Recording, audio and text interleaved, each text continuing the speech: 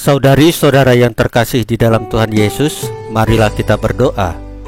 Dalam nama Bapa dan Putra dan Roh Kudus. Amin. Bapa kami yang ada di sorga, dimuliakanlah namamu.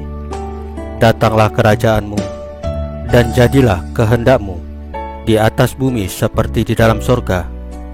Berilah kami rezeki pada hari ini, dan ampunilah kesalahan kami, seperti kami pun mengampuni yang bersalah kepada kami. Dan janganlah masukkan kami ke dalam pencobaan, tetapi bebaskanlah kami dari yang jahat. Ya Roh Kudus, hadirlah saat ini untuk memimpin dan membimbing kami dalam membaca firman Tuhan Yesus dan merenungkannya, sehingga kami dapat mengerti maknanya dan dapat kami laksanakan dalam hidup kami sehari-hari di tengah masyarakat kami. Pembacaan Injil Lukas pasal 9 ayat 43b sampai dengan ayat 45. Berpengharapan dalam penderitaan. Semua orang takjub akan segala yang dilakukan Yesus. Lalu Yesus berkata kepada murid-muridnya, "Dengarlah dan camkanlah segala perkataanku ini. Anak manusia akan diserahkan ke dalam tangan manusia."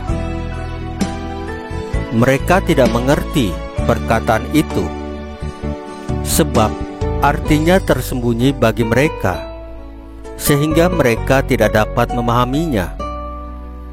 Dan mereka tidak berani menanyakan arti perkataan itu kepadanya. Demikianlah sabda Tuhan. Terpujilah Kristus. Saudari-saudara yang terkasih di dalam Tuhan Yesus, di dalam Injil ini dikatakan mereka tidak mengerti perkataan itu, sebab artinya tersembunyi bagi mereka, sehingga mereka tidak dapat memahaminya. Seringkali kita tidak mengerti apa yang dikehendaki Tuhan Yesus atas hidup kita. Pertanyaan, mengapa Tuhan? Mungkin sudah seringkali terlontar dalam doa-doa kita ketika kita mengalami situasi sulit. Banyak peristiwa yang terkadang tidak kita inginkan, tetapi justru terjadi. Seringkali pula ketika jawaban yang diharapkan tidak juga kunjung ditemukan, kita justru marah dan berpaling dari Tuhan Yesus. Di dalam bacaan hari ini, para murid juga tidak begitu saja mengerti mengenai Kristus yang harus menderita. Sebagai seorang pemimpin besar, mereka berpikir bahwa Yesus harus menderita dan menyerahkan diri. Tidak ada di dalam pikiran para murid. Mereka mengira bahwa Yesus seharusnya dipermuliakan sebagai utusan Tuhan, bukannya menderita. Oleh sebab itu, kenyataan bahwa Yesus harus menderita dan wafat justru tidak dihiraukan dan ditolak. Di dalam hidup ini, kita ingin segala sesuatu berjalan sesuai yang kita inginkan.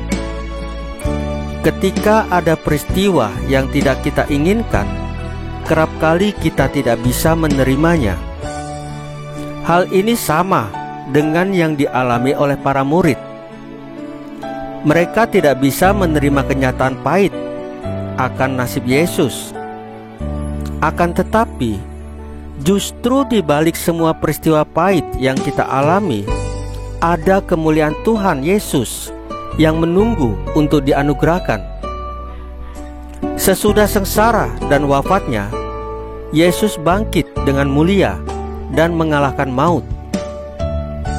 Tanpa sengsara dan wafat Kristus, tidak pernah ada warta akan kemuliaannya. Begitupun kita, jika kita memanggul salib di dalam kehidupan kita, dan hanya bersandar pada Allah saja, maka karya Tuhan akan dinyatakan di dalam hidup kita. Saudari-saudara yang terkasih di dalam Tuhan Yesus, marilah kita berdoa. Ya Tuhan Yesus, semoga kami bersabar dalam penderitaan dan senantiasa berpengharapan dalam iman akan Engkau. Salam Maria, penuh rahmat, Tuhan sertamu. Terpujilah Engkau di antara wanita, dan terpujilah buah tubuhmu Yesus. Santa Maria Bunda Allah, doakanlah kami yang berdosa ini, sekarang dan waktu kami mati. Ya Tuhan Yesus, tambahkanlah iman kami hanya kepadamu saja, karena Engkau adalah Tuhan dan Juru Selamat kami satu-satunya. Tidak ada yang lain. Dalam nama Bapa dan Putra dan Roh Kudus. Amin. Saudari-saudara yang terkasih di dalam Tuhan Yesus, bacaan firman dan renungan hari ini sudah selesai. Tuhan Yesus memberkati kita semua.